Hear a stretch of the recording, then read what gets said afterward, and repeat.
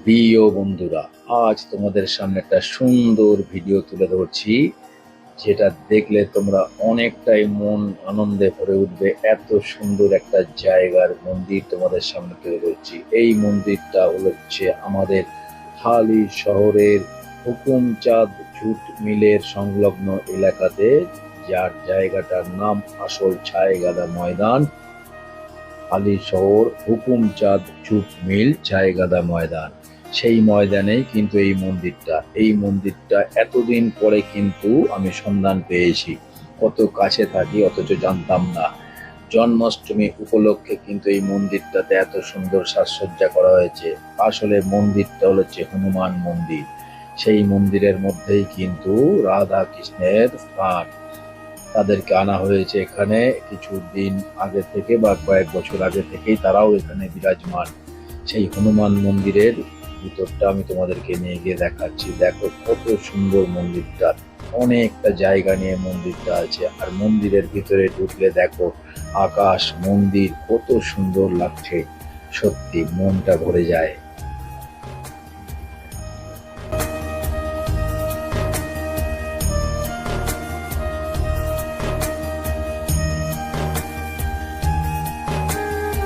আস্তে আস্তে আমি মন্দিরের ভেতরে প্রবেশ করলাম। মন্দির চত্বর কত বড় সুন্দর, প্রতিটা মন্দির একদম মেঝেটা পুরো টাইলস দেওয়া। মন্দিরের চূড়োটা দেখো কত সুন্দর, কত সুন্দর করে মন্দিরটা আছে। দেখো খালি তোমরা, কি সুন্দর মন্দির, সত্যি মনটা ভরে গেল এত সুন্দর একটা বাড়ির কাছে মন্দির দেখে। তাই তোমাদেরকে বলবো, তোমরা যদি কেউ আসতে চাও এই মন্দিরে, নৈহাটি থেকে বা হালিশহর স্টেশন থেকে বলতে হবে কোনা মোড় যাবো, হুকুমচাঁদ মিলের ছাইগাদা ময়দানের হনুমান মন্দির। এই হচ্ছে আমাদের হনুমানজি, জয় বজরংবলী জয়। দেখো কত সুন্দর শ্বেত পাথরে মূর্তিটি বিরাজমান মন্দিরের ভিতরে, কত সুন্দর দেখো মন্দিরটা। ঠাকুরটা দেখো জল জল করে তাকাচ্ছে আর বলছে, হে ভক্ত আমার কাছে এসো। আর এই হচ্ছে পাশেই দেখো রাম সীতা লক্ষ্মণ, কত সুন্দর এই রাম, আর এই ডান দিকে সীতা, বাঁ দিকে লক্ষ্মণ, কত সুন্দর মন্দির খালি দেখো তোমরা।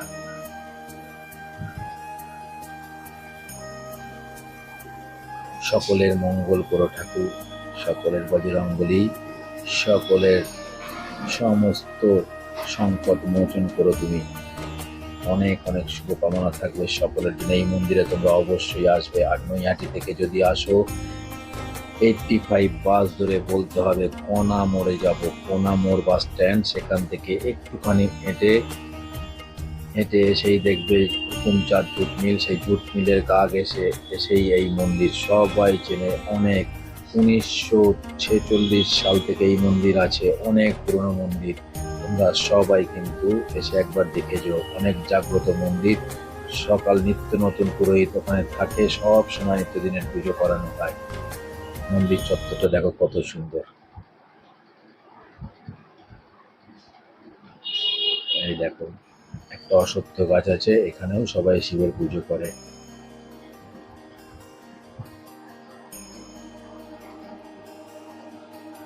ওম নমঃ শিবায়।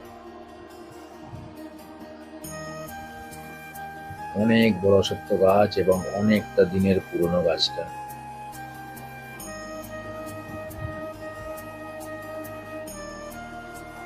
এই হচ্ছে জন্মাষ্টমী উপলক্ষে এই রাধা কৃষ্ণের যে হবে উৎসব, জন্মাষ্টমী উৎসব, সেই কারণেই কিন্তু মন্দির সেজে উঠেছে। আর 4-5 দিন ধরে এখানে কিন্তু মেলা হবে। সকলে তোমরা আসবে, মেলা হবে, অনেক সুন্দর অনুষ্ঠান হয়, গান বাজনা হয় ঠাকুরের। সব দূর দূরান্ত থেকে সব ভক্তরা আসে, মানুষজন আসে, ছোট ছোট ছেলে মেয়েরা আসে মেলাতে দেখার জন্য, আনন্দ করার জন্য। এই শিবের মন্দির সঙ্গে হনুমান মন্দিরকে কেন্দ্র করে কিন্তু অনেকগুলো মন্দিরের ঠাকুর এখানে বিরাজমান আছে। দেখো কত সুন্দর, আরো ভদ্র হচ্ছে, আরো বড় হচ্ছে আস্তে আস্তে মন্দিরটা, অনেক পুরনো মন্দির।